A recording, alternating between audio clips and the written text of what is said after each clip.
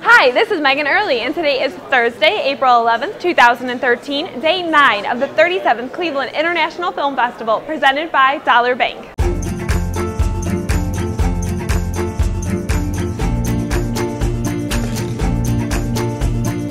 Today is Booth Appreciation Day at the Film Festival. We showed you yesterday about the theater operations and their role within the festival, and today we're going to show you the hidden stars that put your films up on the big screen.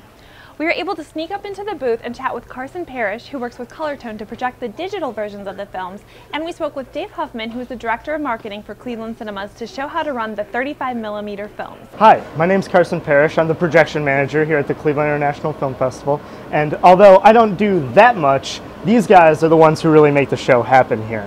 But essentially, we're in charge of, 180 features, 165 short films, all this stuff that goes in, and we just have to make sure it gets on the screen in the best possible quality. So I mean, we're running, ProRes, Apple ProRes files as, digital. We're running HD cams over here. We have, 35mm prints on the other side. We have DCPs. We have all these different formats that we have to make sure go on the screen and look as good as they possibly can once, they're finally up and running. So there's a lot of sound issues that we have to go and EQ. There are people, radioing up saying, hey, can you do this? Can you do that?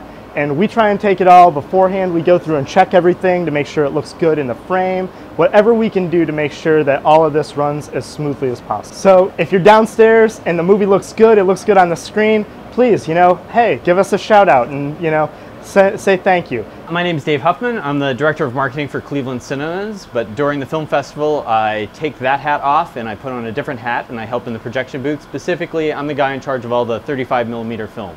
While the vast majority of the films this year at the festival are being played off of some digital format, whether it's DCP, which stands for Digital Cinema Package, or an HD cam tape, or a high-res like digital file of some other sort, we also are still showing 35mm film, which is, as an industry, traditional 35mm film is actually on its way out. Some manufacturers aren't even making it anymore. So, who knows how much longer we'll actually have film at the film festival. There's a lot of festivals right now that are completely digital. The majority of our films are, but we still do have some films that are being played this year off of 35mm film. Some of the differences between digital and the film, in theory, an audience shouldn't really notice the difference in a lot of ways. Digital is always going to be a perfect, pristine image. If a film gets scratched, you're going to see that flaw. Once a film gets scratched, that scratch is there for eternity, as opposed to a digital file where you can't scratch it.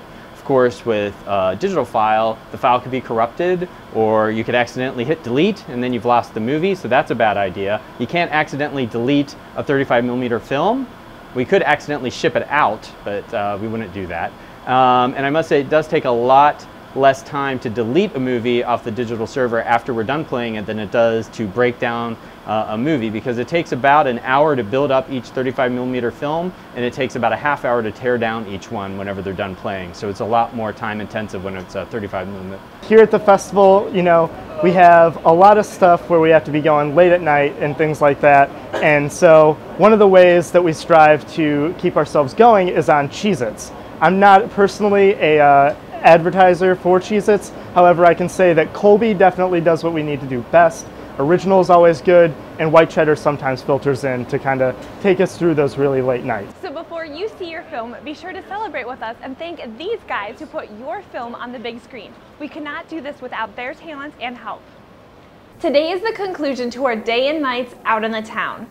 We have Day and Night in Akron, which is presented with generous support from the Knight Foundation. Please join us for a full day and night of screenings at the Akron Art Museum and the Akron Summit County Public Library. As a friendly reminder, please be sure to find your seats at least 20 minutes before the start of your films.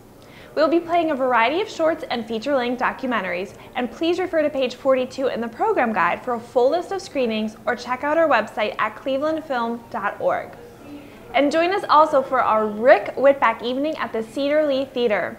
At 5:30 p.m. there will be a pre-film reception at Nighttown, which will be offering complimentary hors d'oeuvres to festival pass holders and Cedar Lee Theater evening film ticket bearers.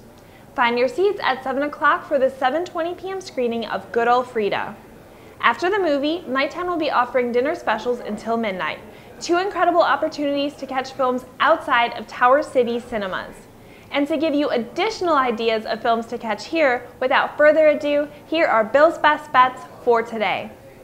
Start your day off with a massive jolt when Pieta screens at 9:15 a.m. Set in South Korea, it's a story about revenge and redemption, and you may have a hard time telling which one is which, as a ruthless gangster is reunited with the mother who abandoned him decades earlier. Then join a young woman as she abandons her life and goes on a strange road trip in a secret world, which begins screening at 11:45 a.m. Will she be reunited with the special friend of her dreams? Today is your big chance to find out. A Croatian children's performer finds himself on the run from almost everybody in Flower Square at 2:00 p.m. Find out why the police, the church, and the mafia are all out to get poor Philip when this film has its first of 3 screenings. A young slacker and an older technophobe are chasing rainbows as they try to win big on the lottery. But will they manage to cash in on even a more important prize? Find out at 4:05 p.m. today. A retired music professor makes a transformative discovery about his history and his parents when a locked iron box is uncovered at the site of a World War II concentration camp in When Daybreak, screening at 6:20 p.m. Finish out the night with our 9:00 p.m. screening of My Beautiful Country.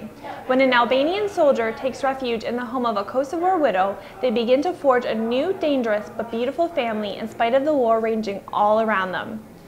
And, as always, be sure to follow us on clevelandfilm.org, Facebook, Twitter, Instagram. Pick up your copy of the Daily, read all about it at the SIP app, and be sure to be the applause.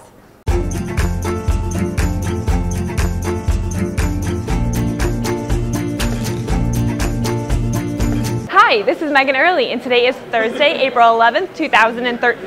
Thursday, April 11th. Day 9. What? Thursday. Can you see me chewing my gum, by the way? Today is the conclusion to our day and nights out in the town. We have day and night.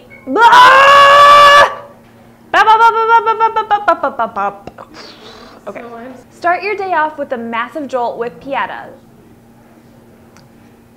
You so confused? Oh, that's why you behind the camera. You don't know, understand nothing. Lessons in posture. Bye, Bob.